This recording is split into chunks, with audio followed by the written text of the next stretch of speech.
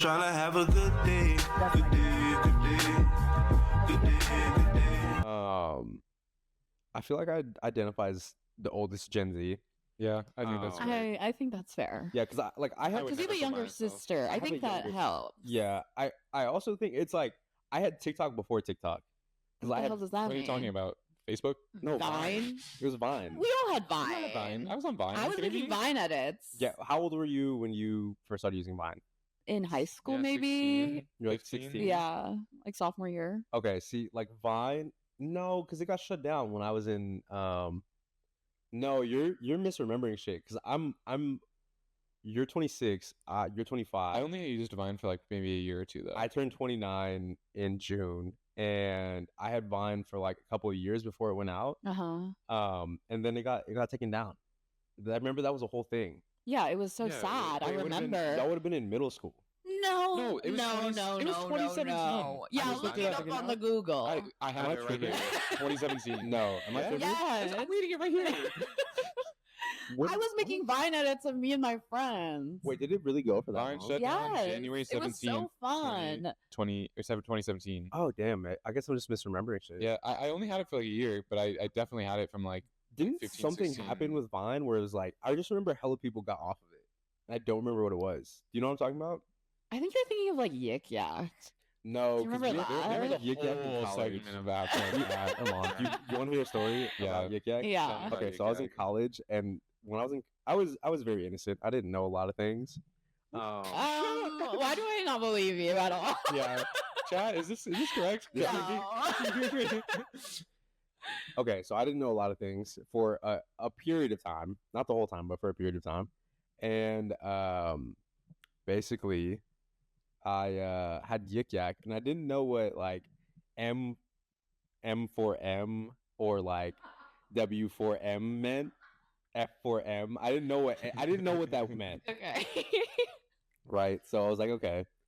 And I'll never forget one of my younger friends was like on Yik Yak, and he had responded to a post, and it was like, like people were being horny on Yik Yak, and he was like, That's wild. I mean, Yik Yak had no rules. I at don't all. remember it being horny. "Oh, was your Yik Yak wasn't horny?" No, At my but- school, they were going crazy. They were I like, mean, "Yo, yeah, You also I said thought there it was was crazy. a unique strand of gonorrhea at your college. no, not so- at my college. That's at UC Santa Barbara." Oh, Let's get it okay. right. Not at my college. I went to UC Santa Cruz. Go Okay. Slugs. No, but people were being crazy on you. Like they'd be like, "Yo, like I just had sex in the bathroom in this building," or like I just fucked in the stacks in the library. That's Like, cap. no, I swear to God, people that Yik No, I Yak got believe that. canceled on my 'Cause campus. We were a little younger. Like he was in Yeah, college. yeah. I think When- we were when- still in high we school. were still in high school, so like people would be like, "This person cheated on their test." Yeah. Oh, Yeah. wow. yeah. Like boo-hoo. Who gives a fuck? Like Yeah. you guys suck. Exactly. And also, like when Yik Yak first came out, I think I remember you didn't have to put any. You didn't have to make an account or put any like verifying information. Uh-huh. You could just Like like you never had to do that. yeah, like you just had to make you had to make an account, but you didn't have to put like email or password or like any of that stuff. So people were just going crazy on there. But yeah, people would be like, "Yo, I just fucked the library," or like, just had sex in like classroom unit 1, like stuff like that. And I could, you can't verify if it's true or not, but like knowing my school and knowing how many of those posts went out, like I believe it. I just Damn, those knowing slugs are how- horny. Oh yeah, hell yeah. Like it was crazy. Like some of them really granola crunchy kids, they were going crazy. All the kids were going crazy. I don't care. I mean, everybody. I don't was. care. Like if you were 18, you were probably going crazy in some regard. Like yeah, I don't know. All ends of the spectrum were going crazy. yeah. So 18 was a crazy time. yes, 18 to like 20 is very wild.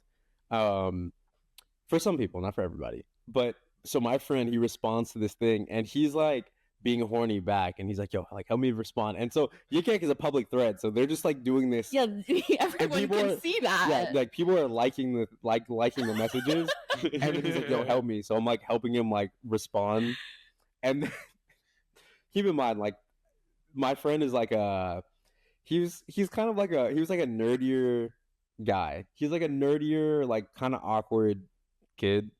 He was like a year younger than me, maybe 2 years younger than me. And so he's like super excited because it's the first time he like thinks that he's getting some attention from a girl. So he's like, okay.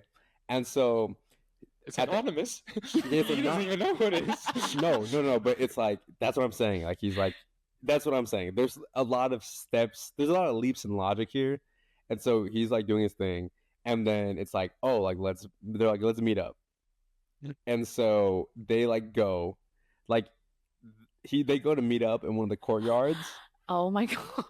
and he shows up, and he's like expecting, I don't know what he's expecting, but he's expecting a woman.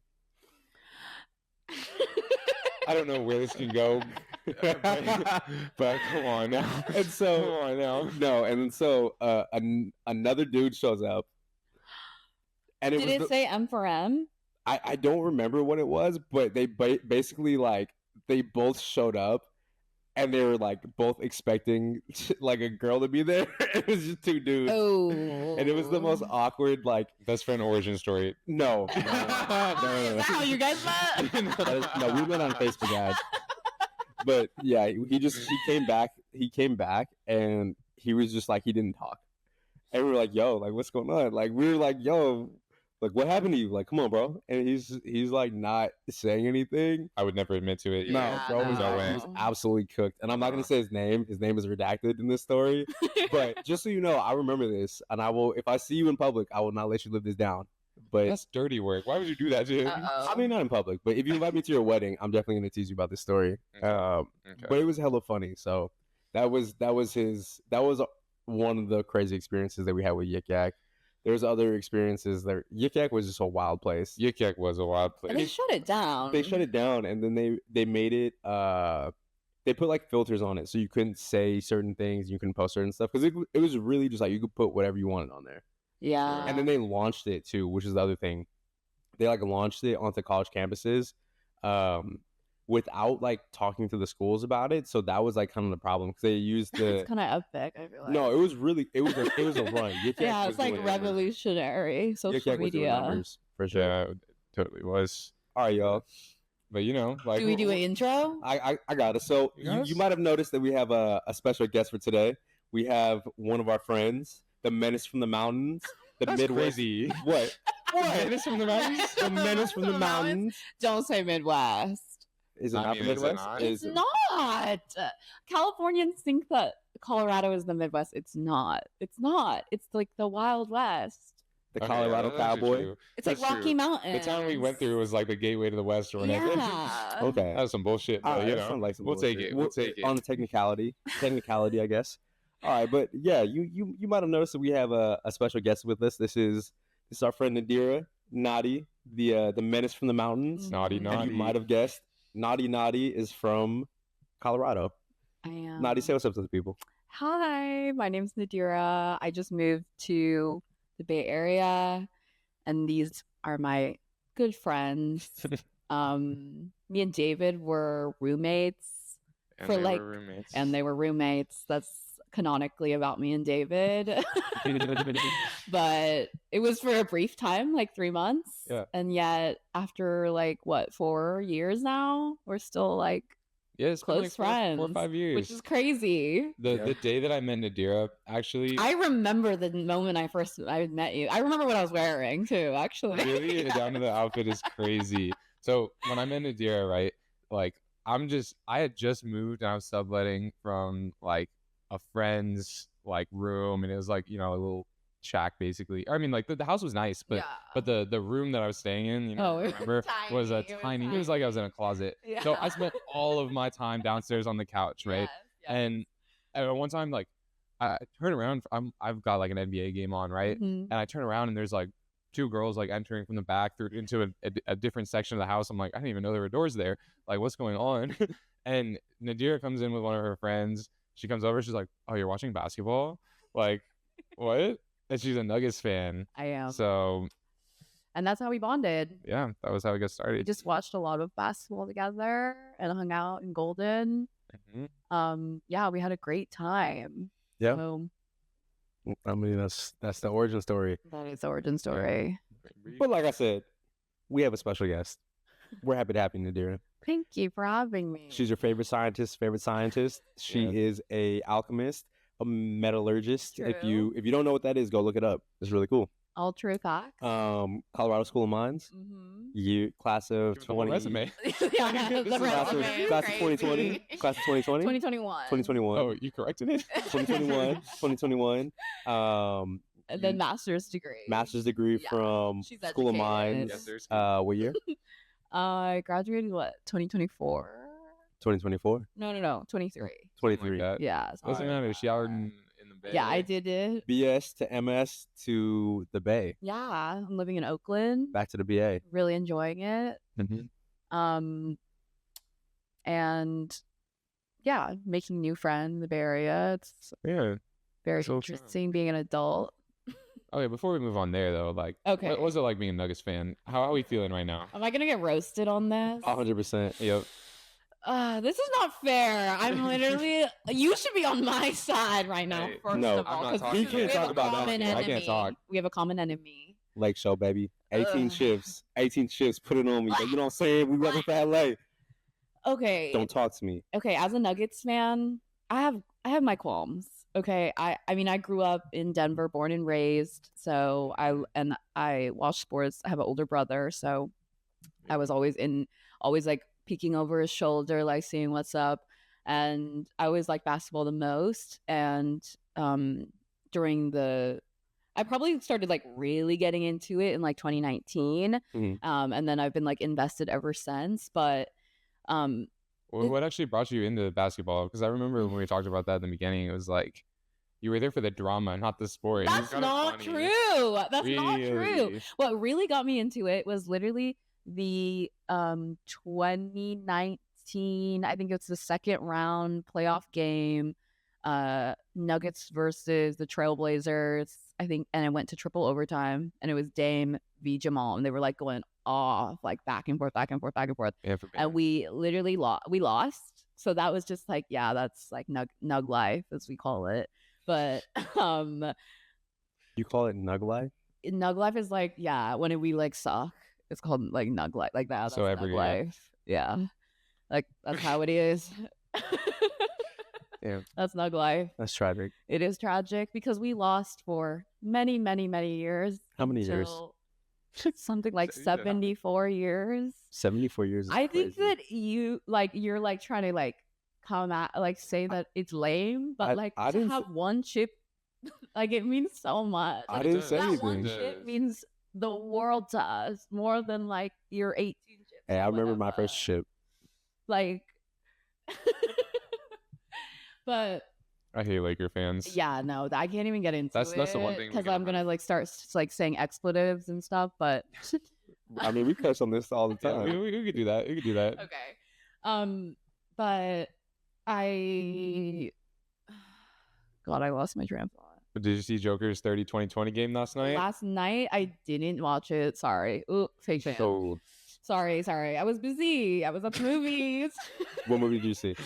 This is crazy. I mean, to be fair, a Nuggets and Suns game, I don't think you Yeah, I expect didn't that. think it was gonna be good. It's the fucking Sun. They're the fucking Suns. Yeah, Like, Yeah, what do you the fuck the Suns expect? are Suns, by the actually like way. the worst. Yeah, franchise fuck in the NBA. Suns. No, the Mavs are. Come on. No, Oh, that's not yeah. true. We got a chip. We got a chip. I don't think the Suns can really talk about that. Yeah, they don't even have a chip, do they? They got a big three and no chip. Are we talking about right now? Yeah. Well, Right just a now? big. I'm talking about right now. Utah up there I with said Utah. franchise. I said franchise. Okay. Franchise talks about the totality. Are we talking of your- currently or like? I mean, I will overall? say the Mavs. Like, I'm a Mavs fan. I was born in Dallas. I like grew up. Like my first memories of basketball are like my dad taking me to the Mavs games, and like they had me in the box Oh. one time. Like we had this one friend Sergio. I hope you see this. You probably will never see this. He's like a 65, 70-year-old man now. Sergio's for But sure watching the Sergio pod. would take me to the box this one time, and I remember that day because I picked up a $20 bill off the street in the parking lot, and I was like, I've never found money Wow, on the that's ground in my amazing. life. $20. Yeah, a full $20 bill, and I was like 7 years old. I was like, I won the lottery, and then I got a caramel apple in the box and watched the Mavs game, Oh, and that's like amazing. that was what made me a Mavs fan. That is a cute Um, memory. Yeah, and I feel bad for bullying you for being a Mavs fan now. Yeah, Yeah, you should feel bad. No, now I feel bad. We didn't choose 'Cause of where we Sergio. were born, by the way. Like, we are fans of our teams because, like, we grew up in those cities, and like, Yeah, we have those the are those like memories. formative memories, like watching like That makes sense. Mello and stuff like that, and even like through like Danilo Gallinari and like the darker Brian Shaw era. Like I saw all of that. And so now it just makes it even better and more important the fact that now that we have Jokic, it's like once in a lifetime, right? This is like once in a generation type of player that I'm able to witness right now. So And if he was on the Mavs, Nico Harrison would have traded him too. So Yeah, he would have. he's fat ass. No, yeah. I mean, you know, I don't blame Nico. I blame the owners for that. Yeah, that's probably Your owners are crazy. Your owners are awful. Bring Mark Yeah. Cuban back, the best owner in the league. He was. He was. Okay, but Nadir, I gotta ask. You know, since you grew up in the Midwest, the West, you grew up in the West with the asterisks on it. What? Rocky Mountain. Well, okay, yeah, you grew up in the Rocky Yeah, Mountains. that's like Idaho. Yeah, you're not helping your case. Yeah. Anyways, okay, no, actually, I'm not gonna lie. I think Colorado is more of the West than fucking Idaho, and I know Yeah, Idaho is of closer, course. but Idaho feels like if you put Arkansas in the West, that would be Idaho. Okay, I'm not gonna lie though. Like I've been to Montana, and Montana actually does feel like the it's West. kind of gas. Like Montana is supposed to be cool. It's on yeah, country. it's cool, but it's Yeah. but you know, like you could consider Montana, I think, the Midwest to some degree. Like I think it is the not- Midwest. Yeah, but it feels like the West more than like at a lot of those other Ooh, states felt. What does that mean to you? Like I felt like I was gonna stumble across a cowboy, and maybe that's what the West feels like to me.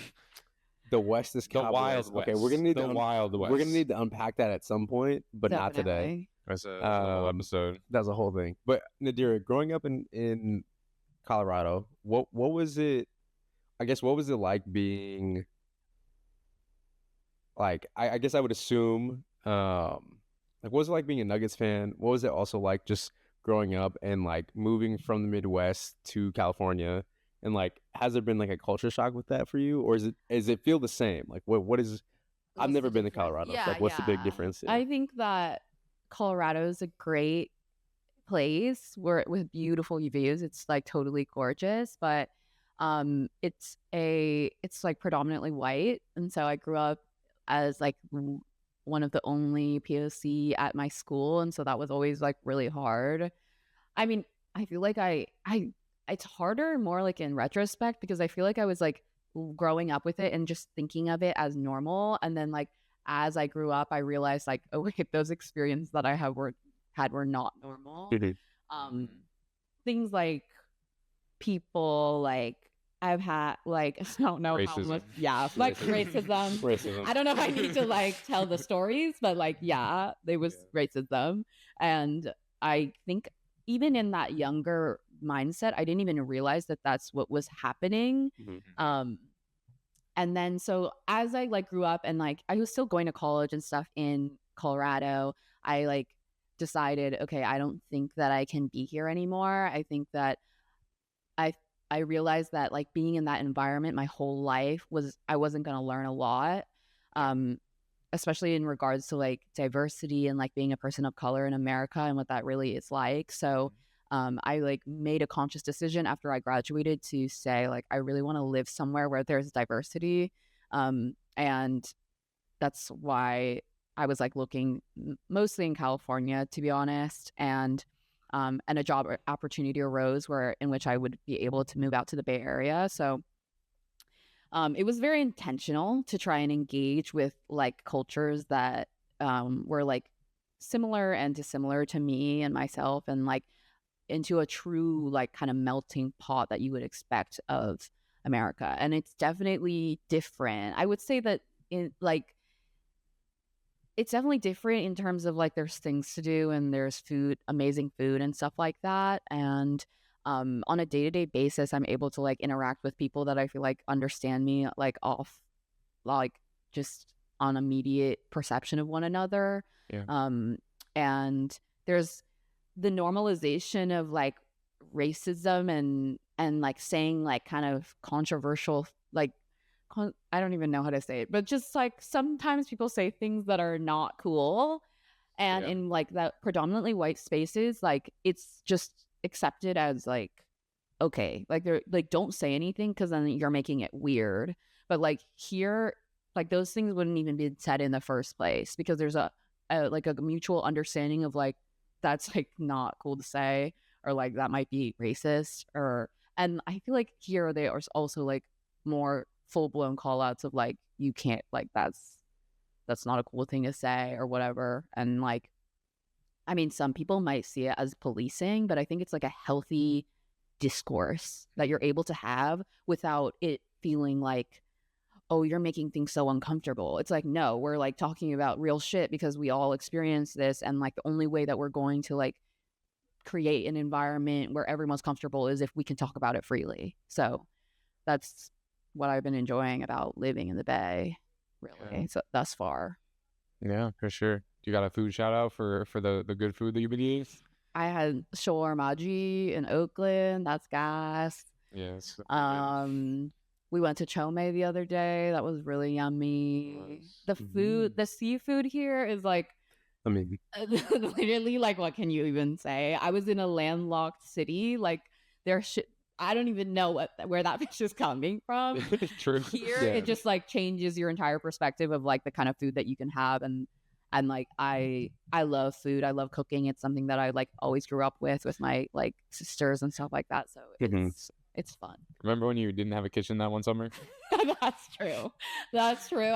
She decided, I'm gonna move to this place. I'm gonna be in like this family's back house. A pool A house. pool You were in house. A someone's My rich bad. lady's pool house. oh no. Yeah, I know. In Pleasanton. In Pleasanton. Oh no. Oh, I You can remember have this. This was like a year ago. Yeah. Or 2 years ago. Yeah. Yeah. Yeah. Because you were living with me when she did that. Yeah, I I remember. was. Because you were here, but it was just like you would come visit us, but it'd be every now and then. Mhm. But like, yeah, okay, I remember that. Yeah. You got You didn't like have a a rice kitchen? cooker and a I microwave. didn't have a kitchen. What were you I like doing? literally cooked everything in a rice cooker. Like I looked up rice cooker recipes on TikTok, and then that's how I fed myself. And honestly, I survived for 3 months. I probably could have gone an induction burner, but I'm a rule follower, so Okay.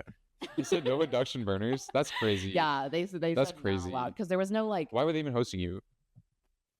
because they were getting like $1,800 off me every month. Crazy. 18,000 would be crazy. No, but that makes sense. I mean, I feel like I've never lived anywhere outside of California. Yeah. Or I mean, I have, but I haven't, like, not for like years. Like I've done stints in other parts of the world, but I haven't done anything like really living in like a landlocked place. And I feel like that probably changes the way that people interact with you, or just like the whole like conception of the world. Because whenever I think about the world, like I look at the ocean, and I'm like, okay, well, like on the opposite side of all of that water is like another, like other countries that I've never seen or like been to, or you know, but it's just like there's something out there, like way past the water, the horizon that I can't see, but I want to experience. And I feel like when you're in the middle of the country and everywhere you look is just the US, it probably does something to your brain, like psychologically, you know what I mean? Yeah, I mean, when I was living out there, like I lived in Colorado for like a total of like 9 months or something like that. Like it was over the course of like 2 years and for different periods of time, but I definitely felt the same thing where I was like, it was weird being in friend circles where like I'm used to the Bay Area friend circles where things feel normal, that people saying racist shit didn't fly. It felt like I was like, yeah, that's not cool. But it was just like given. But then in some of the circles in Colorado, it was just like, I mean, you know the friend group that was like out there and Yeah. stuff. Like I was hanging out with like a You bunch know of who you baseball are. team people, a bunch of other people, and it was just like, you know, the world felt so small and collapsed, and it was just like those people only looked at each other, and maybe it is like a bubble. There is a Bay Area It bubble. is a but bubble. it- Oh, but- totally. But like at least within this bubble, and bubbles form everywhere, but within this one, I do see what you're saying, where it's like, yeah, we there's a mutual understanding. There's a lot of different kinds of people from all over the world. Versus in Colorado, it was like, you know, I don't know, just it was like a monoculture. It was a in some monoculture. capacity. And I think it goes both ways too. Like I did have nerves about moving to the Bay Area because you grow up around people of all like races and cultures, Mhm. and that's all you knew. And so I had this insecurity about like being perceived as whitewashed, Mm. which is like a mean word that like I feel like we shouldn't use against other POC. Like I don't think it's a fair thing to say. But it's true. I grew up around a lot of white people. Like, I don't know if that changes how I interact with other people. Obviously, I have my own like like preconceived notions of other people because I have like very little interaction Mhm. with like other cultures. And so I was like really insecure about like not being able to fit in with like other people of color because I was like always around white people. But I mean, that was just like in my head, by the way. Like, it wasn't real. I just like showed up here and it was like, oh, like we're all accepted because that's just kind of the culture here and it's whatever. But Mhm. it was something that I was actually like concerned about. I actually feel like I've grappled with kind of the same thing. Like, I'm half Palestinian, but a lot of my upbringing was like, we don't talk about that because post 9/11, it was like, if I can pass as white, why should I talk about being Yeah. from the Middle East? Was kind of like the way that, like, at least I was taught growing up. And then by time like I sort of got older, and it was just like, like this feels weird. Like I'm being like I've been told my entire life to like push this side of me down, and then being in groups of a lot of other people of color, it's like, oh, like I did kind of grow up white for the most part, and like I Mhm. was told to grow up white because like that was what was safe and good for me, and like what was going to help me succeed in my life and all of this stuff. And it's a little bit different from like where you're coming from, where it's like you just didn't have anyone else, you were just stuck with that in your surroundings. But Mhm. to some other extent, it was like, yeah, um uh like it was just a different way of approaching the same outcome of like I feel whitewashed sometimes in Yeah. in groups where like that side feels like it shines through because that's how I grew up mostly. Yeah, I think that that's really real. I mean, I feel that way too sometimes, like because I grew up. It was really weird because I grew up in a suburb, like, um, but all my dad's family is from Inglewood, and then my mom's family is Mexican, and so anytime I would go like hang out with family, Mhm. it was not like, I mean, like I wasn't around a lot of white people in my like personal life, but in my day to day in class and stuff like that, it was definitely I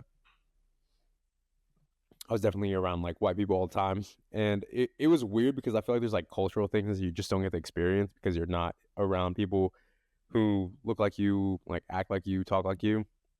And so I think the thing that I notice about myself the most in these situations is that I'm always like code switching and context switching like constantly around people that I'm with until I just get to hang out. Like I think Dave even sees this too, and Dave's like one of my best friends, and we live together, obviously. We spent so Um, many hours together, we guys. spend yeah, we So do many. yeah.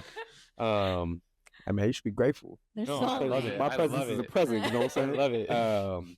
But like even when I think you see it too, like when my like black friends show up, like when like my friends from college show up, it's very different. different. Like I think everyone notices, and it's like, oh wait, Austin is like it's not like it's still me, but it's just like the like I can relate on a level of like I don't have to explain certain Mhm. things. It's just like a like completely different.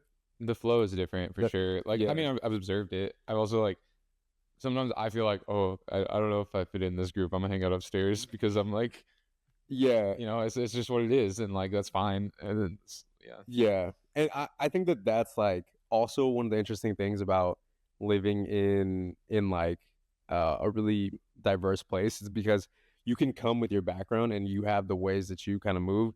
And it's interesting to see like the connection points between your cultural identity and then other people around you and like what you latch onto with different people Mhm. and how that forms relationships. There's this joke about the Bay Area, like San Francisco is Wasia, Oakland is Blasia, and then San Jose is Latasia. And it's really funny because I mean yeah, it's true. Like come it's on, true. okay, Yeah. you know what I'm saying? But it's really interesting just seeing how like the largest communities in the different cities and different areas like they latch onto each other and like build community in different ways Mhm. and they express different values um even within like the small area that is the Bay Area, because it's not that big. Like the Bay No. Area is Yeah. kind of a small place, in terms of like geography, because it's the up bay, like it's on the water and there's Yeah. mountains and everything. But yeah, I mean, I feel you guys, and I never really. I think I always took for granted the fact that like I can't really hide the fact that it's like I'm a black man walking around. So it's like there's a certain amount of like non-acceptance that I always have to deal with. Yeah, That I'm just like cool. 100%. It's just like it is what it is. And I think I've kind of like accepted that, internalized that as like I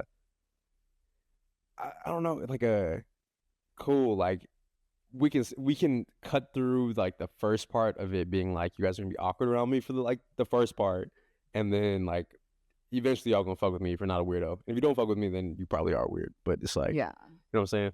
So I don't know. I think I just take for granted the fact that like I have like Asian homies and Mexican homies and Yeah. Middle Eastern homies, and you know what I'm saying. Dave was teaching me words the other day. He was like, "Inshallah." Mashallah. First of all, What's the other one? What's the new one? What's the new one? What's the new one? Bashallah? He said it in the wrong context, and I was like, wait a minute. Wait. Wait, well, He's what's teaching- the new one? What's the new one? What's the new one? He dropped the new one when we were in Mexico. Alhamdulillah. No, I knew that Because one. when the plane landed, I texted Alhamdulillah. David. I was like, Alhamdulillah. No, it's the new one that you were saying. No, he jumped on me, and I said, Ya Allah. Ya Allah. There we go. You know what I'm saying? This Okay. man is like.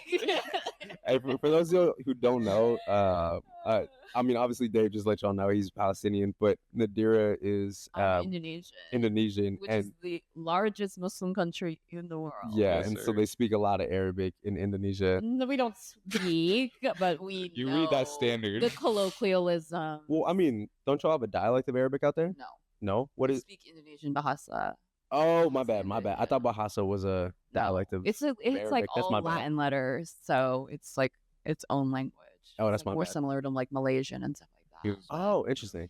Yeah, and that's like another interesting facet of my upbringing too. Is like obviously I'm perceived as Asian, but in reality I grew up very Muslim, and so that like religious facet of it was always really hard. But I don't think we need to talk too much. Yeah, we went. No, we skip that. We skip that. That's for another time. Yeah. That's Yeah. another time. We're gonna have Yeah. to slide out to Indonesia and then Yeah, Yeah, we can have an report back. Indo We'll report back. episode. We'll report back. so go crazy. But I know when you were, when you moved here, like you maybe you were in a relationship, right? And then Yeah. there's like you went through a breakup basically of when you moved here, and that happened. Yeah. Let me get him real quick. Let me get him real quick. We got nicknames. We got everything. This is a public podcast. Only if you say so. This is a public podcast. Okay. PG. Just I- know I have homies behind me. Just know. okay. Just know. Just know. I know who you are. I know what you did. Why you Not the threats. Not the threats. Not the threats. No, I don't think anyone. I don't know if they'll see this, but You don't want to get roasted on the internet. Crazy. It I might be too think late. I mean, I'm going through a breakup. I was in a long-term relationship, like 5+ years. And like at 25 years old, I'm having to like really recheck in on myself and my life and what I want Mhm. and the kind of partner I want. In addition to moving. You got a lot of new things going on. Oh right now. yeah. She got everything. Like New literally friends. She moved the table. everything. New friends, new crib, new job. Like everything's going Yeah. everything's going your way. I mean, I hope so. Hey, it seems like it. We just got back from Mexico. Like, I know that was That's true. kind of crazy. you know what I mean? Like, that's what I'm saying. We on the up. Yeah, everything works out. I think everything is on the right path, and that's what I keep reassuring to me. But I mean, going through a breakup I think it's my first time going through something like this, like the permanent end of such a like important relationship in my life. And where? To the top. Okay. It was such an important part of my life for so many years, and kind of restructuring my life to have something without that person is literally like world changing. Like I'm every day learning how to be a different person. So I think that there's just a lot of new life lessons that I'm learning. If you Yeah. have any. Have you Just with- been yeah. going through like some of your emotions with that? And like, I know it's like I've been through breakups before, you know, Yeah. it sucks always, Always. but Not every time. chat, did we just hear? I mean, yeah, not every time, sure. Whatever. No, it does. I mean, the last like There's big always breakup that I had, I was down bad for like a year and a half. Damn. that's crazy. Yeah, that's wild. I did not know that. But how long was it? You were with me. I mean, we were listening it to was like Juice a WRLD year on and the a couch half. together. Like, yeah. I mean, I it think was it's, bad. I for think a it would. minute. I think maybe a useful thing would be like, how do you maybe like men and women process breakups maybe a little bit differently? Yeah, walk us through it. I think that I think women are a little bit different because we can kind of see that maybe the relationship is not doing well a little bit earlier than men. And so You said you got that E EQ. I do. And there was like points where I kind of had to think about my life without this person while I was in the relationship, right? Like, even though I wanted to work through it and like I wanted to be with that person, I knew like the more I was trying to make it work and it wasn't working. So I was already kind of like mentally processing like, okay, maybe this is not what's going to happen for me. And I think you can tell me if this is right or wrong. Men kind of sometimes it just is like it's more of an instant decision, either decision or it just happens to them and it comes out of nowhere. Or they knew it was coming and maybe they were in denial or something like that. But I think I mourned a lot of the relationship while I was like still in it, and I was like in a long distance relationship that was just like it was really hard on both of us. So I think ultimately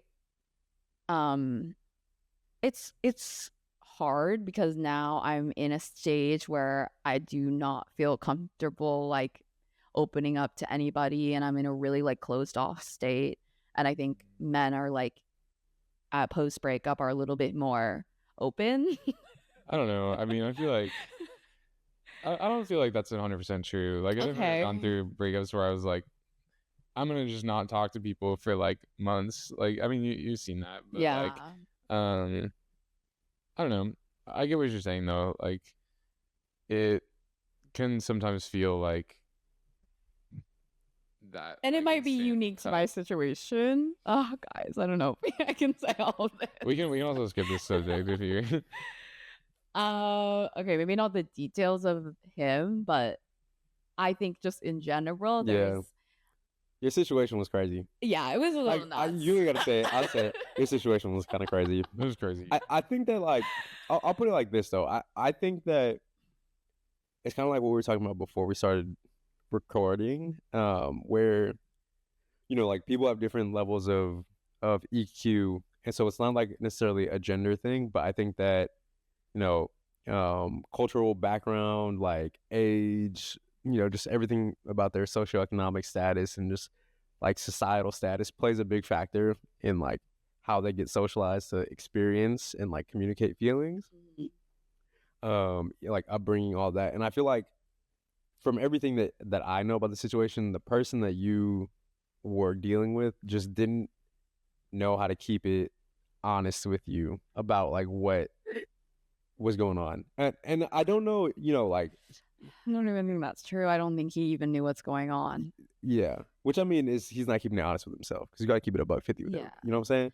But I think to your point though about like the difference between like men and women when it comes to breaking up, I don't know if I think it's like a men and women thing, but I think it's like you either have enough emotional intelligence to kind of understand what's going on, and I think everybody is sad into the lead up to the thing because I think everybody knows it's coming.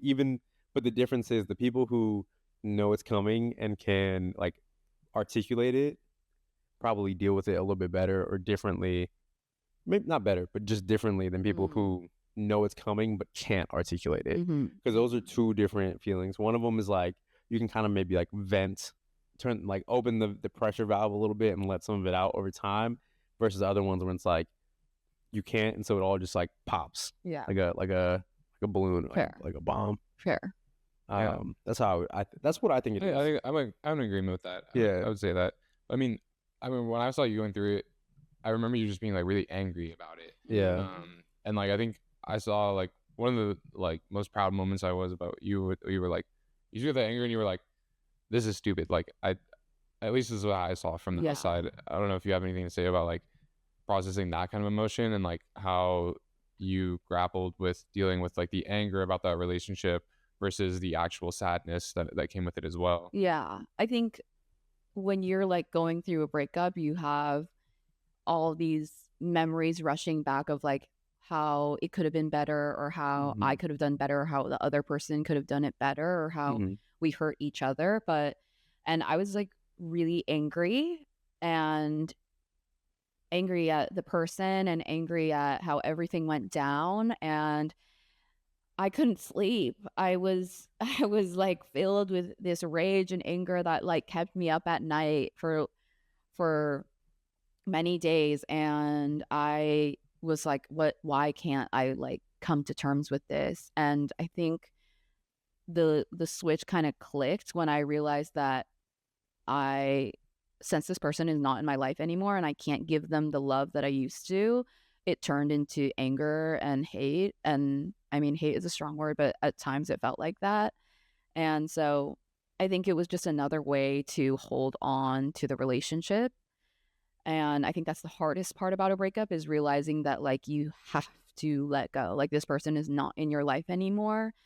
Like you're going to want to become friends. You're going to want to like maintain some kind of connection. But like at the end of the day is like, it's not serving you anymore. There's nothing left to say. And so I kind of had to come to the realization that if I really want to let go of this person, I can't love them and I can't hate them. I just have to be like completely neutral about the situation. Yeah. And just go no contact. By the way, if you're going through a breakup, you have to go no contact. I think it's literally the only way that you can get through it, because you are grasping at straws at a connection that like isn't there or isn't serving you or the other person anymore. And if you really care about yourself and you really care about the other person, then you should be striving to move forward separated, because that's the decision that was made. So yeah, you should stick to it and honor it, and that's what I've been doing. It doesn't make it actually does make it a little easier, by the way. Like if you're trying to be friends or whatever, like it's way harder. I really do think that, because now I'm just living my life and I think of that person and I send them my like well wishes in my head, but like I don't need to tell that person that, because we already had an entire long-term relationship where we had so many amazing memories, and they already know that you care. Like they do. Regardless of how it ended, like you have all of those good memories and you don't need to remind them or tell them that. It's an unspoken bond that we'll have forever, but we're moving forward now and it's for the best. Yeah. So that makes a lot of sense. And I feel like you touched on a really good point too, because a big thing is like, I mean, I think to hate something, it has to have hurt you. And the things that like you love the most can also hurt you the most. And so I think that that's like how that pipeline kind of plays out, like that emotional pipeline. I'm like, I have all these feelings, and if I can't love you anymore, then because you hurt me, then I'm going to hate you because like I still want you in my space, whatever way it is. And I think that that's why there's a lot of like, I mean, there's so many love songs about like hating somebody that you love. It's like, it's a trope, but it's a real one because it comes across in that way. Like that's how those feelings evolve. And I think you also make a good point of like, I don't know. I think I've definitely, like Dave saw me go through a breakup. It was a very bad breakup. Yes, I did. It was not fun. Can I tell a story about that day that the breakup happened? Yeah, I was off the walls. No, not like it was actually really like. Let me tell the lead up to this first, and then you can catch in. So I had been doing therapy for hella long because I had there's like two reasons. Like I had a concussion, and so one of the things that they recommend when you have multiple concussions is like you sign up and you have a therapist just to make sure that like you're good, because CTE is a thing. Yes, it is. But then the other side of that was my girlfriend at the time, we kind of had some problems, and I was like, oh, like this is, but I was like, we really locked in, so I was like, cool, let me do two things at once. So I got like a couples therapist who was also ended up becoming my personal therapist, because like we'd stopped doing couples therapy after like 2 times, but I was just like, I fuck with you, so let's keep doing this. And so leading up to the breakup, it was like a year's worth of therapy and like talking through like hella fights and situations and things that I didn't like. And just learning a lot before it happened. And then that's when I went on that trip to Mexico with Dave, which y'all should check out one of our episodes of Goodbytomorrow, the Mexico edition. Yep. And so I go on that trip. I'm talking to my therapist the whole time I'm there, and like when I get back, and he kind of was like, "It's time, man. Like it's time." And I was like, "Yeah, I think it's time." We all Your knew it was therapist time. told you to break up. I mean, yes and no. Like he's not gonna like he's not gonna tell you. They're not gonna tell you what to do. Yeah, they don't tell you what to They do. don't tell you what to do. But it was like the closest that I've seen him to like breaking character and being like, "Yo, bruh, Yeah. like do what you got. Handle business." I think I told you to break up with her. Yeah, Dave can pick it up from here. Dave can pick it up from here. Yeah, I did it. But sorry. And even knowing that and having seen him go through all the trouble with it, it was Austin like asked me to be in the house when it happened, because he wasn't sure that he could go through with it because of how Yeah. much love he held for Yeah, her. yeah. And it was just like, damn, like I am here as the like insurance that this actually happens, because like he didn't know if he was like mentally strong enough to go into that conversation and not be like, Oh, I was not. no. Like, so for context too, right? So the way that this played out was, it was hard. It was also long distance, but it was like my feelings, like my love was a lot bigger than I think I could like put into words. And Dave saw it. Dave was like, yeah, this man is like would rather like jump in front of a car than like break up with her. Like he would rather do Yeah. anything but that. You know what I mean? yeah, Yeah, he yeah. really didn't want to do it. No, I did not. It was so bad that like I didn't want to do it. I did not want to, but I knew like a part of me that like I had worked on with my therapist for so long, and like my friends and my family were all like, "Yo," they're like, "This needs to happen."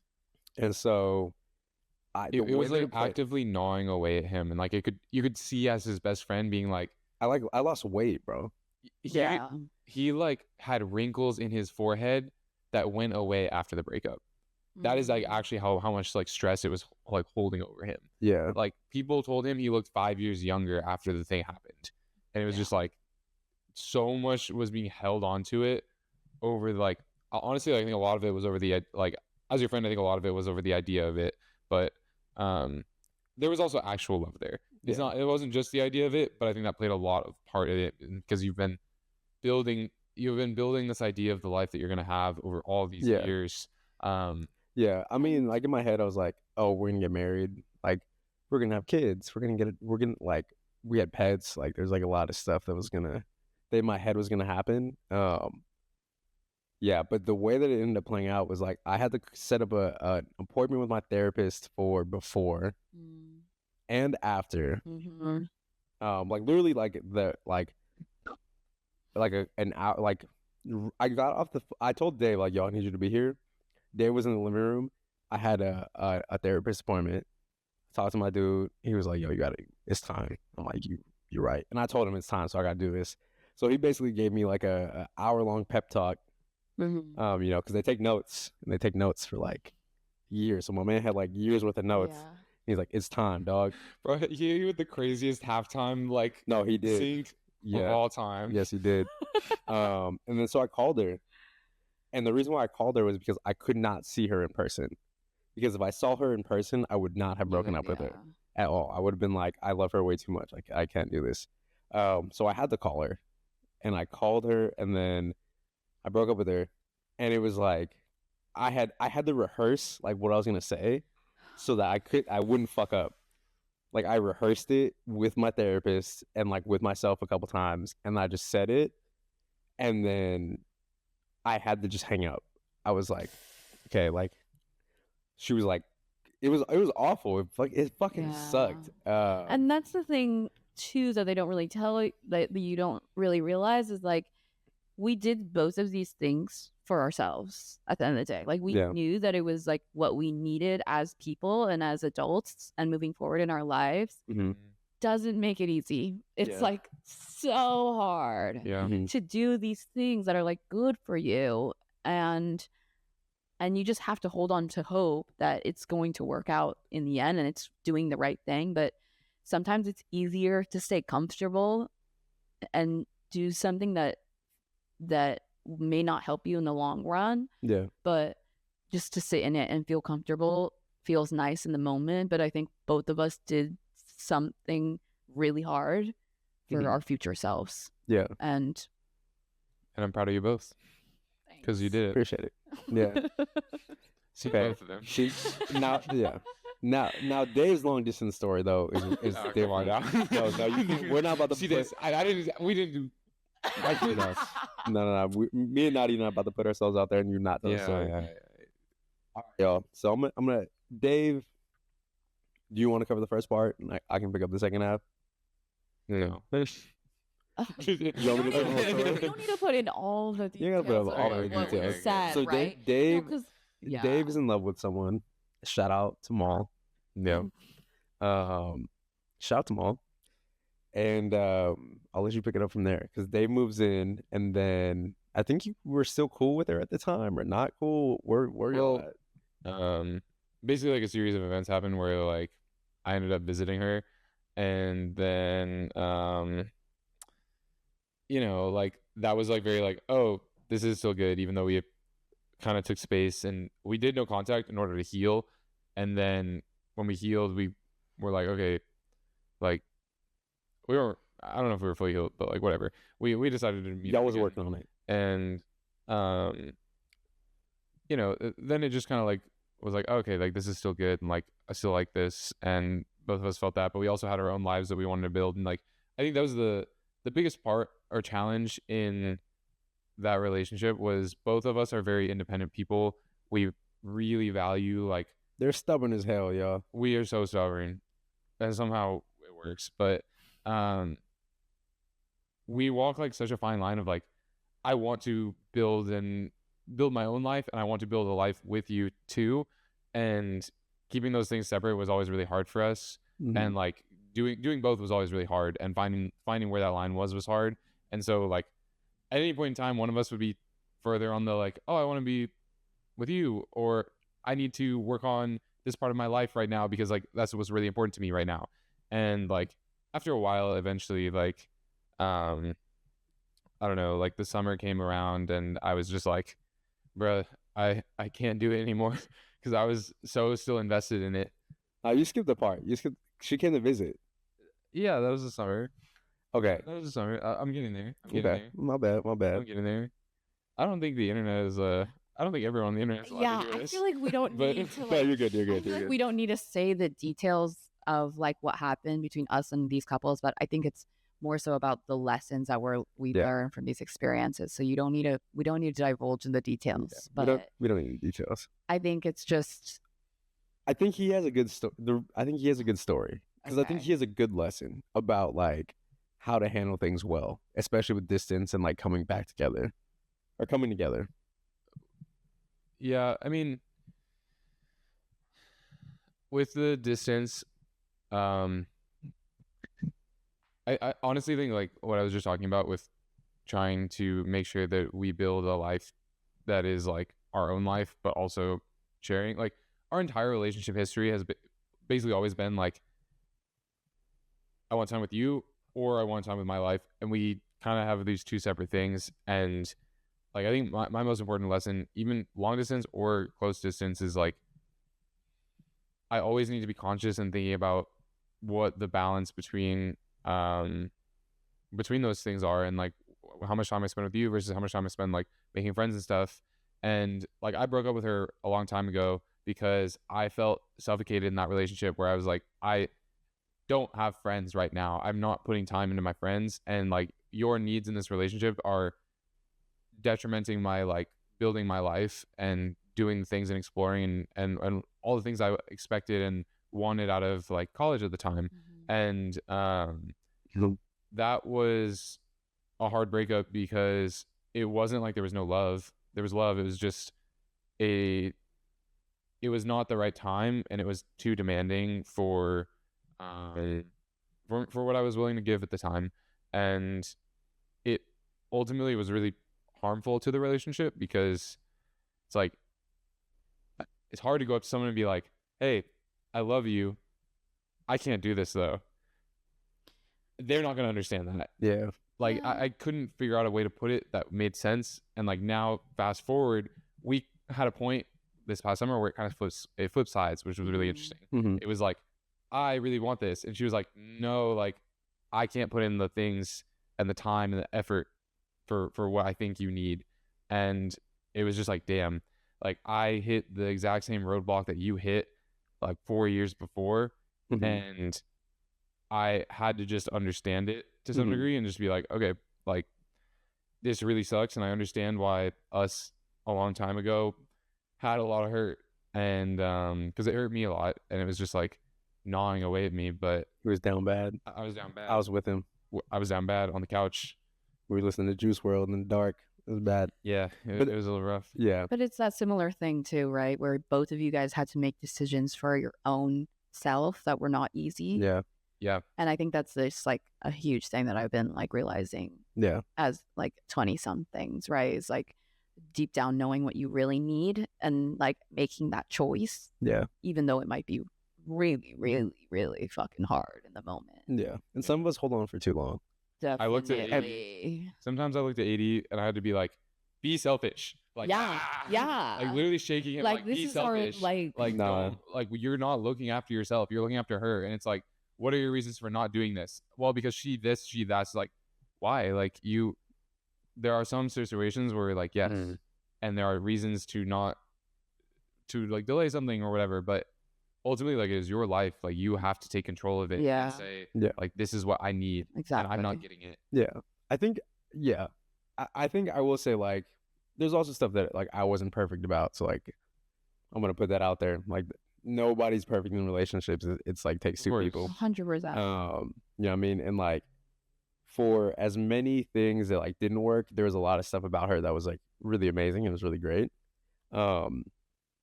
It's just that at the end of the day, some of the things that like the core stuff that needed to happen or needed to be there just didn't pan out the way that we both had expected or wanted.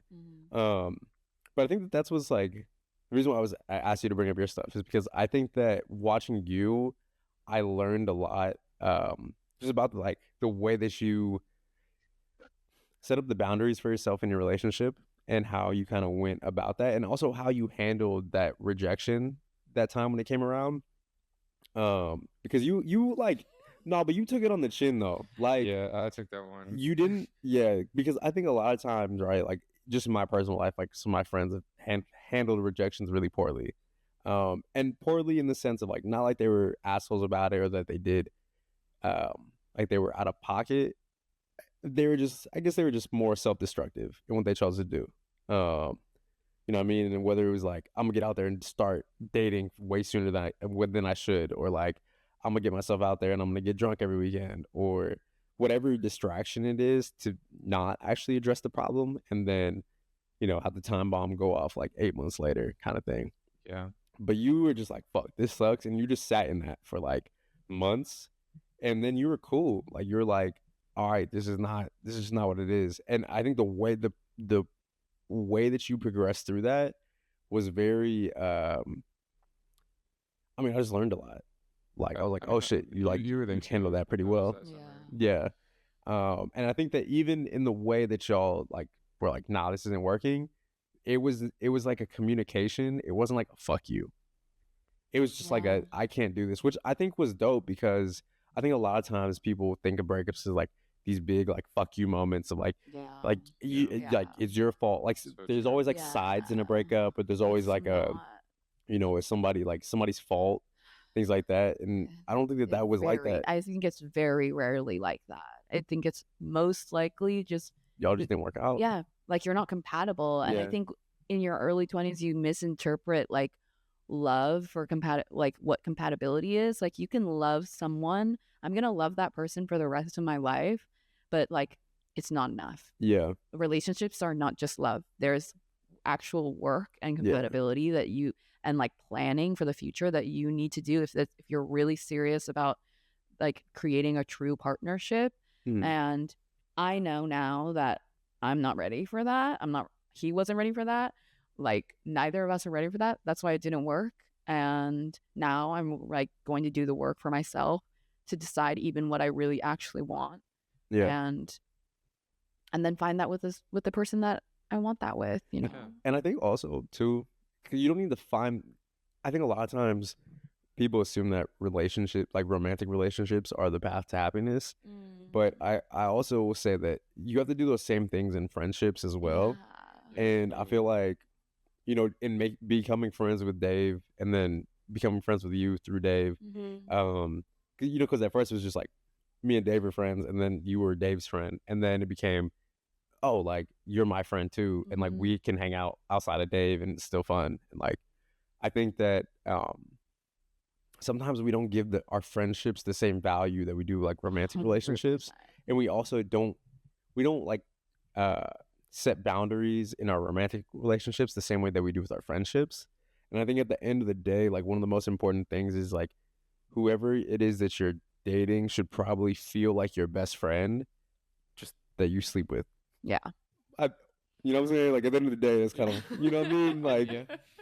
it's your yeah. So I feel like, because at the end of the day, like why else would you want to date somebody if they're not fun? If they don't make you laugh, if they're not fun, if they're not interesting, if you don't learn things from them, if you don't want to spend time with them, if you feel embarrassed to bring them around your friends, if you don't want them around your family, if you would rather be by yourself than spend time with them There's a lot of consistently. No, but I mean these are just all things that people talk about, right? all off the top. You know what I'm saying? Like there's so many things that people have on their list. I did check Reddit before we hop on this stuff, just to Okay. give some examples. Yeah, I'm like, wait a minute. You know what I'm saying? But like if you have all these reasons why you think you should break up with somebody, it's like, all right, well, did you make sure that you were friends with them first? I don't know. Well, a lot of times it's what looks good on paper. Like I think I've seen a lot of relationships where it's like, this person has the same interests as me, the same like hobbies as me. We do the same things together, but it's like, do you enjoy doing those things together, or do you just do those things together? It's like there's a difference, and I think a lot of times like the on paper looks right, Yeah. and the in practice is not right. Yeah. Because like me and in my relationship, like shit, I don't do a lot of the things with Maul. Like we have a lot of different interests, and they're all over the board. But the things we do together, we just genuinely really enjoy. And like those things don't have to be really anything. It's just being in each other's like presence is so enjoyable. Yeah. That makes it work, even if it's on paper like we make no sense. Yeah. So yeah. I feel that. I have an example too. Like there was somebody that I met like a while ago. This is a while ago, but it was funny because on paper, like we were like adjacent like matches, but it was like I would say that we had really great chemistry and we were like really cool. And then she ended up like dating somebody else, and like who made like checked off every box on paper. And like they got married and stuff, and it's like, Wow. yeah, no, I mean like shout out to them, but also at the same time, last time like I had a conversation with them, like they were fighting and they were like not happy, and she's like, yeah, I think we're gonna get divorced. And I was like, Damn. that's crazy. But I'm just saying, like sometimes That is crazy. no, but I know, right? But sometimes the paper choice isn't like sometimes the paper choice is not the compatible choice, and you just gotta always keep that in mind. Yeah. Yeah. What do we know though? None of us are married, so Hey, I mean, that might be a good thing. I'm just saying, like, I don't know. No, Yeah. not knocking anybody who gets married young. no. I just, Oh wait, yeah, I totally agree with you. I'm just like, I personally did not know. Like, me at 22 was very different than me today at 28, Yeah. turning 29, and there's just like it's an entirely different human being. And like I couldn't imagine being married to someone before my brain is fully developed. Like that shit does not make sense to me. Everyone does. I know it's People stay crazy, right? doing I know. Don't even get us started about the Mormons. that. Hey, look, okay. I'm just saying, that's a whole other episode. That's a whole other episode. That's a whole other episode. I got a story about that. It's Yeah, I think that is another episode. okay, but speaking of the Mormons, because they love the Naughty. He said, "Listen, don't get us started." Hey, no, look, You just couldn't keep it I on. had a transition. Anyways, Nadir, how's it been making friends in the Bay? Take that segue. Just take that segue. It's been great, guys. No, I mean, okay. So Be honest, because I feel like yeah, it's I'll be honest. I started out. Well, I'm a really lucky person because I have David, and he's like introduced me to literally all of his friends, and they're all wonderful. We're working on something over here. Keep going. Okay. But thank you. So basically, yeah, I moved to the Bay Area. I'm really lucky because I have one friend, David, and he very graciously introduced me to all of his friends. And it could have been a scenario where I didn't get along with them, which was something like, we could have been weird. yeah, it could have been weird. I It could could have have been. like not gotten along, but I'm like lucky for me, I've gotten on great with Dave and AD, and like We just got back from vacation yeah, together. we went to Yeah, there's like Mexico 13 of us. together, and, Yeah. like, I never ever thought that I would be like have like that like huge friend group vacation thing like that. I never imagined that for myself. So I'm having all of these experiences that I never knew these like opportunities I didn't even know would open for me because I just never saw that happening for myself. How come? Because I mean, as your friend, I'm like, I can't imagine you thinking that you're not gonna have friends. You're dope as fuck. I mean, I never. You're kind of a really- gremlin sometimes, but like you're I know, I'm still dope. chaotic. Look, we were on vacation the whole time, and I wish that I had a camera on Nadira's face, like 24/7, because the faces that she was making at just random situations that were going on around us was fucking priceless. Or like playing mermaids. I would spend I would pay so much money to have like a supercut of just Nadira reactions and faces from the vacation. It was so funny. true. From Yeah. everything. From everything. There's a lot happening. And I was like, I'm new to the group, so I was just there to like observe, really. Look, You're there to play mermaids. What And you I was talking playing about? mermaids. I got like destroyed by some waves and stuff, but no, I had like such a great time, and I Wait, was welcome. I'm sorry to cut you off, but there's one. Okay, so we went to a club. We went on vacation. It was for our friend. It was for Dave and Zay's birthdays. And we went to a club in Mexico, and so one of our friends bought a bottle. He didn't speak Spanish, Mm-mm. right? So and the club is loud. So I'm trying to translate for him because I speak enough Spanish to be able to order something. I ordered a bottle of Don Julio Reposado. Cool. And then I turned around and walked away to let him handle everything. He asked, There's our mistake. this is the thing though. Before I turned around, he was like, "Do you want the big bottle?" He was like, "The big bottle." And I asked my friend, "Do you want the big bottle instead?" And then he was like, "Yeah." I turn around, I walk away. The next thing I know, a fucking supersized bottle of tequila. I'm gonna put my microphone down and I'm gonna, for the people in video, you're gonna see how big this is. It was. I'm gonna keep explaining it. It was like. It was bigger than that. It was bigger than that. It was a handle. It was a Costco size handle. It was It was bigger bigger than than a that? handle. No, it was a 3 liter. It I was a have 3 never- liter bottle yeah. of tequila. I've never seen a bottle that big in my life. It was a Wow. 3 liter bottle of tequila that came out, and it was not Don Julio. I don't know how that happened, but it was a 3 liter bottle of tequila came out, and I just saw Nadira's face, and she just went like this. And she like she looked at me the craziest side eye, the most insane side eye that I think I've ever gotten from anyone. Side eye. And then no, but the thing was, they brought it out, and they knew it was the birthdays because we got them to put "Happy Birthday, Dave and Zay" on all the screens was in the also entire hilarious. club. More of a celebrity in my life. Yeah, it was like we had a section in the back. They brought the fireworks and shit. Like all the bottle people had the sparklers going. They had signs that said "Happy Birthday, Dave and Zay." Like we were going in. They And brought so me a cake with no utensils. They and I brought him. just He ate started cake eating off the cake. plate. Yeah, he was fucked up. But Hey. they brought the bottle, and then they open it, and then they start pouring it in our mouths. So they're just pouring it. It takes two people to hold this up. Like the two bottle girls are holding the bottle up, and they just immediately go at Dave, just immediately, and start pouring it on him. Zay's like, I don't want to deal with that shit. He's like, nah, All of bro. us were done. And then me and Dave are the only people who are still locked in, and so we both take gigantic pulls from this bottle because we're in Mexico and we're drinking tequila because why not? And Nadira would never look at us the same. The face that she gave us, I know to this day, she can never look at us the same. There was a point where there was a ginormous bottle in the back of our section, and everyone was standing around it in a circle with like death in their eyes, and we're all holding water bottles because we're done. And these two menaces to society. We didn't do anything wrong. No. Yeah, wait, you can't call me a gremlin. You guys are gremlins. We're super too. gremlins. We're super gremlins. Yeah, you if guys you're a are gremlin. super gremlins. Shout out to Kodak.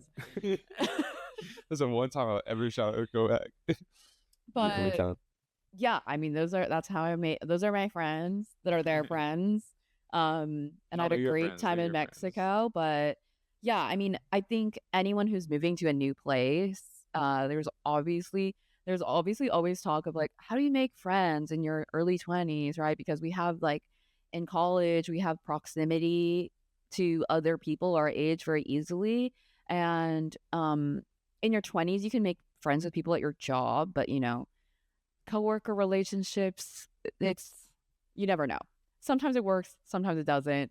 And I don't work with a lot of young people, so it wasn't really a pathway for me to find friends, but just something I've been doing is just now that I'm like going through a breakup and stuff, I'm reinvesting in myself and my hobbies, and literally just going online and looking for things that align with my kind of hobbies, like movie showings or like volunteering What was opportunities. that one movie showing you went to? It was like I went to Anora.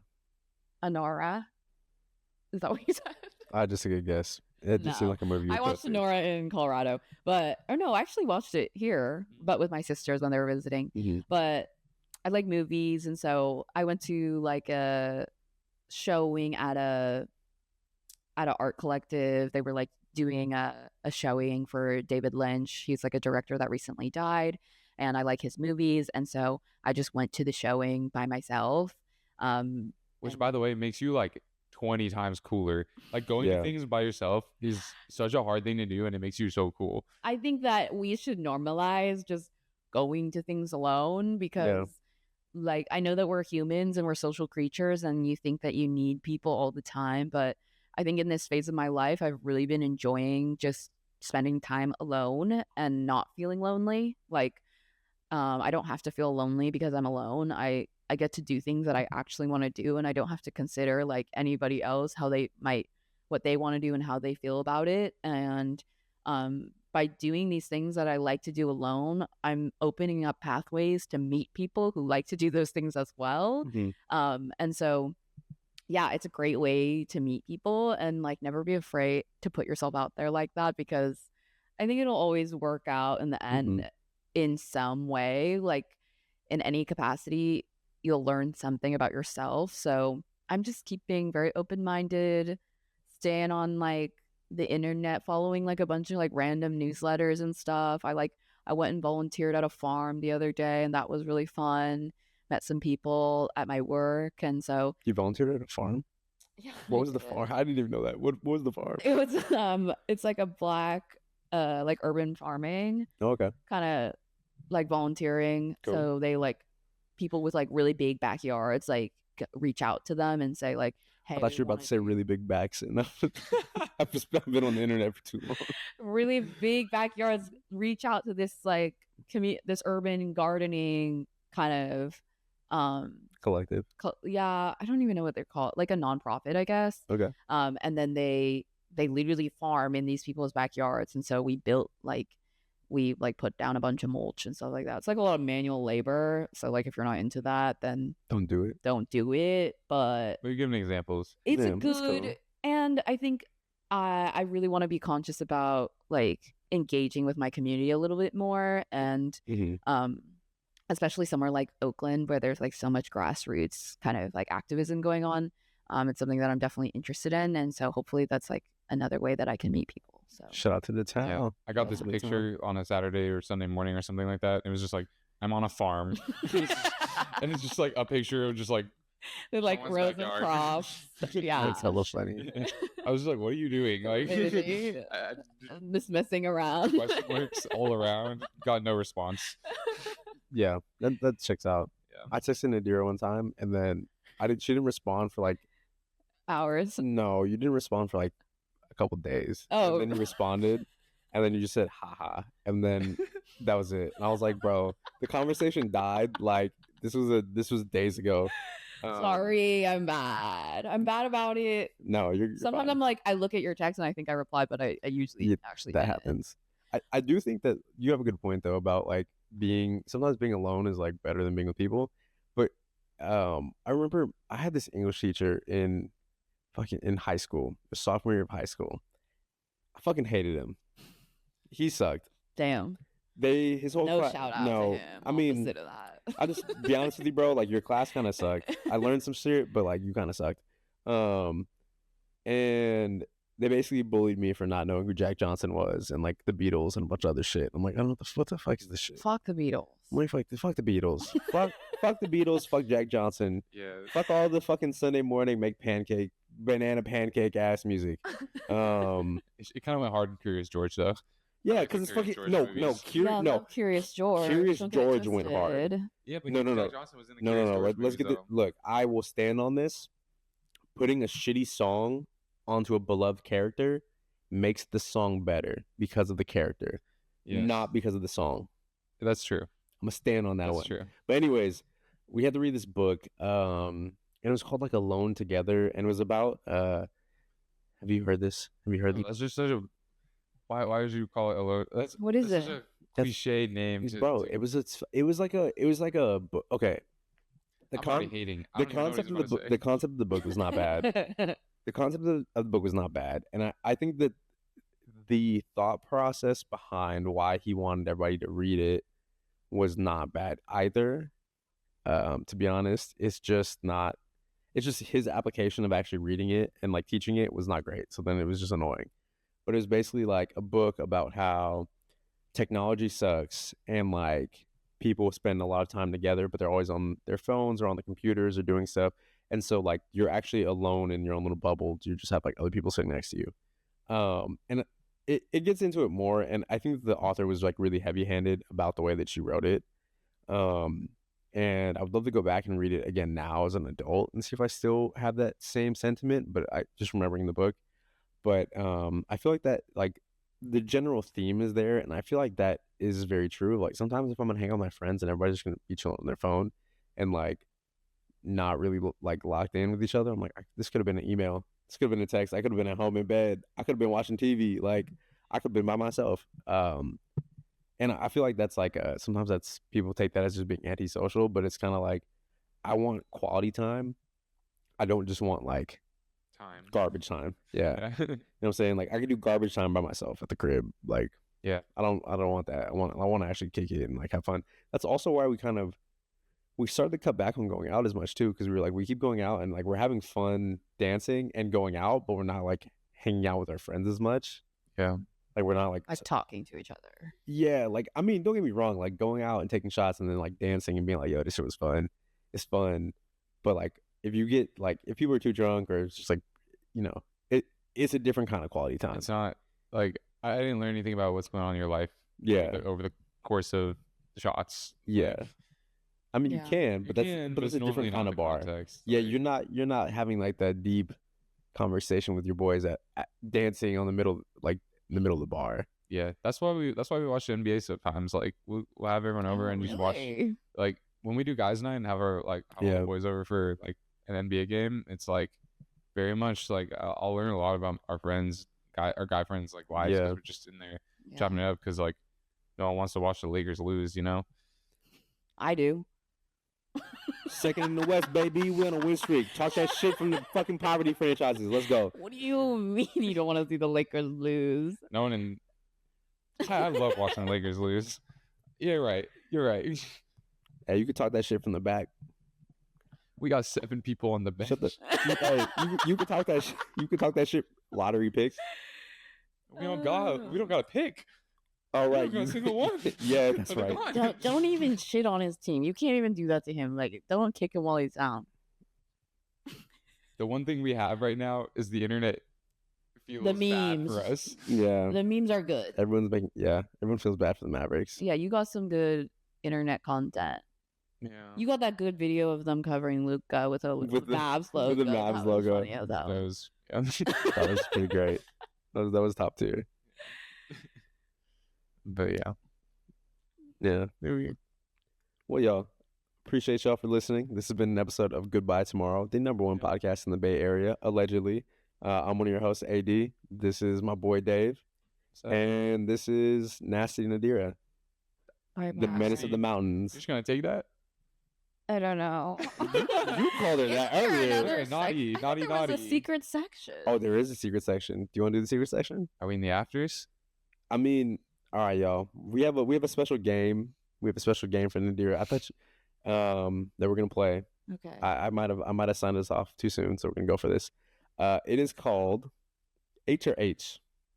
Dave, you want to explain the game? It's called Halal or Haram. Oh no, not that. We don't need to explain anything else. Yeah. We don't need to. That's it. It's like truth or dare. Okay. All you gotta do, you got the thing here. Dave handed me my phone and was like, "Unlock this." And he's now I just gotta kill time while I unlock my phone. Sorry guys. We're good. Yeah, we can like. We need to. We're good. All right, here we go. I'm handing off to Dave. Dave will lead us through this. I'm scared. It's only right. Drunk texting your ex. Ooh, definitely haram. Don't Definitely. do that. Why? Because where is that gonna lead? I'm really anti like, especially going through a breakup now. Like, if you're doing shit with your ex, it's like, why? Like it's literally wasting your time. Like, just get back together. Like, why are you doing Sure. this in between shit? Like, you're wasting everyone's time, dude. I'm annoyed with situationships at this point. This is a different thing, but situationships are lame. Like, let's go back Yeah, to just they are. having lovers. Like, why are we calling You're it the this, like- second person that I've talked to that Really? has yes. because this Is this a thing? Tide is shifting, guys. the Is this a thing? situationship thing is so like immature, and it's like everyone's so traumatized about it. Like, oh my god, my situationship's like, no, you have a lover. That's it. Just Shout out like- to Ari. And check out A Sides episode 2 with Ari. Okay. Anyways, that was my Okay, brief next. tangent. Sorry. Buying your friends flowers. That is halal, of course. On Valentine's Day, okay, sorry to say this, but my ex never got me I love you flowers. It was always Look. I'm sorry flowers. Look, you fucking buns, motherfucker. Stop. No. Stop, AD. I never got I love you flowers, only sorry flowers. On Valentine's Day this year, I thought I was gonna be really bummed because I didn't have a boyfriend anymore. But I got 3 flowers from friends, from my mom, from a random man. It was amazing. Yeah. I had never had that kind of love. So yeah, buy your friends flowers, even if they were just from TJ's. Yeah. How about going on a last minute trip to get over your ex? That's definitely halal. I had an amazing time. None of these are personal. These are all hypotheticals. Oh wait, oh yeah, these are Yeah, completely these are all hypotheticals, you know what I'm saying? Completely. It's not targeted at hypothetical. all. This didn't happen to me, actually. No targeting. And what about drinking cheap tequila to be cost effective? That's haram. You shouldn't drink alcohol. As Dave and I are drinking alcohol. Yeah. Is there more? I mean, we can. Maybe some of them need to be cut. It was okay. All right, y'all. That has been an episode of Goodbye Tomorrow, the #1 podcast in the Bay Area, allegedly. I'm your host, AD, with my other host, Dave, and with our friend, Naughty. Thanks for coming, and we'll see y'all around. Peace. I'm trying to have a good day. Good day, good day, good day. Shit, I don't know about you, but see, my day's so good, they look like Megan. Beautiful, beyond understanding and comprehension.